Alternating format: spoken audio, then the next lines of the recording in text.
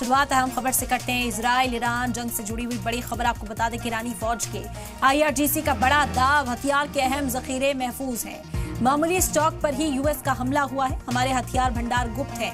US Israel वहां पहुंच नहीं पाएंगे। बड़ी जानकारी इस वक्त आप तक पहुंचा रहे हैं। आपको बता दें कि अमेरिका इजराइल बड़े दावे कर रहा था कि ईरान पर बड़ा हमला किया गया और उसके हथियारों को नेस्तनाबूद कर दिया गया है, लेकिन अब IRGC ने बड़ा बयान दिया है। IRGC का कहना है कि हमारे हथियारों का जखीरा महफूज है। मामूली स्टॉक पर ही यूएस ने हमला किया है। हमारे हथियार भंडार गुप्त है। यूएस इजराइल वहां तक नहीं पहुंच पाएंगे। IRGC ने ये बड़ा बयान दिया है।